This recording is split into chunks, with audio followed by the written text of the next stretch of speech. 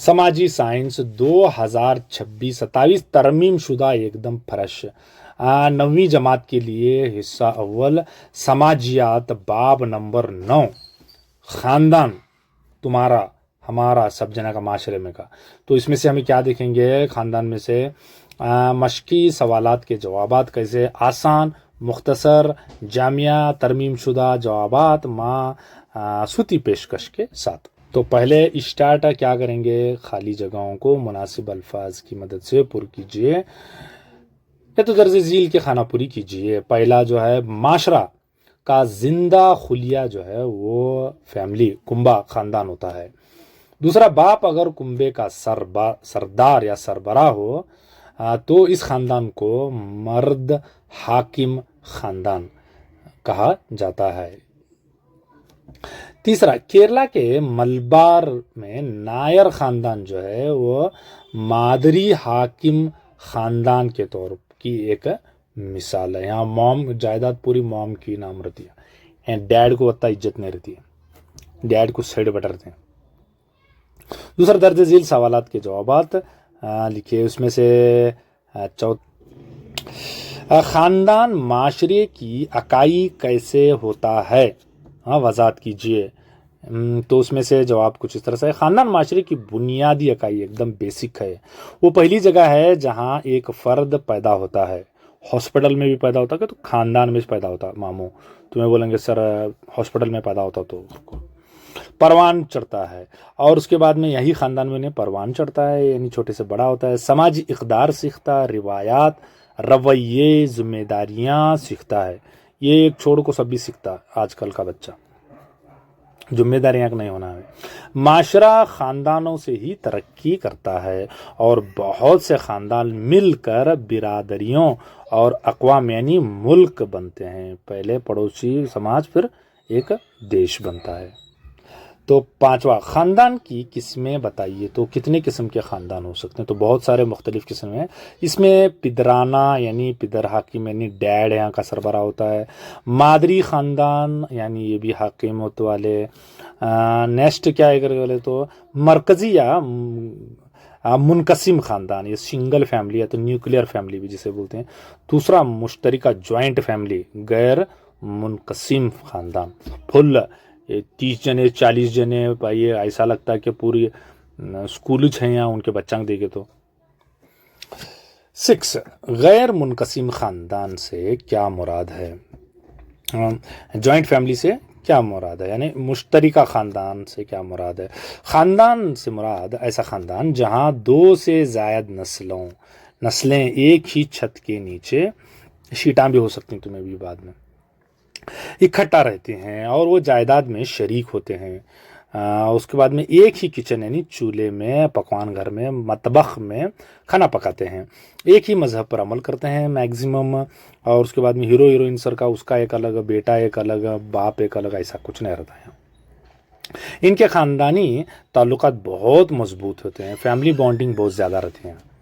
हाँ, एकदम फुल जन्म का अनुबंध रहता है।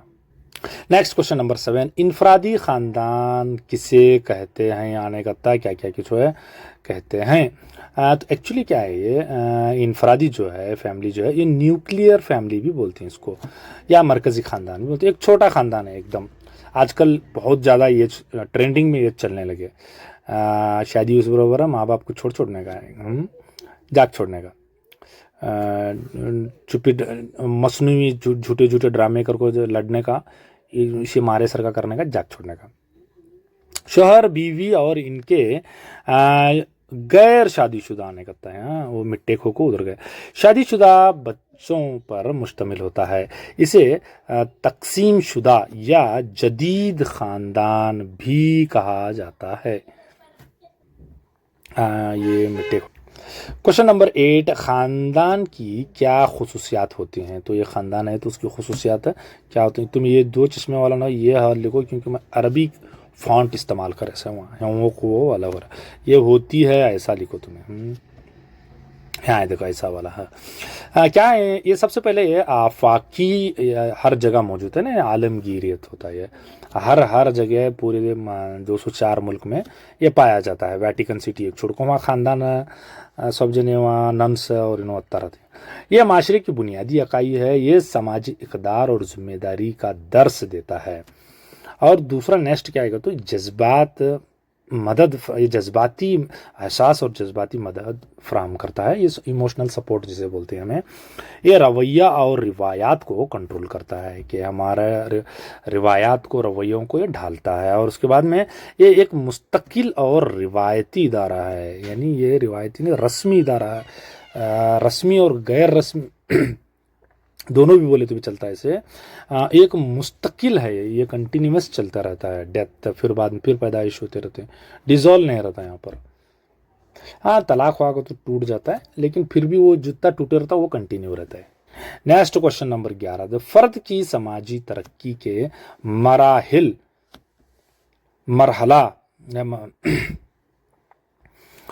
मराहिल में से बचपन और जवानी का किरदार क्या है। देखो अब समाजी तरक्की यानी समाजियात उमरानियात में से क्या क्या है। देखो बचपन में बच्चा ज़बान, बर्ताव और किरदार, बुनियादी समाजी इक़दार, सोशल वैल्यूज़ वगैरह सीखता है।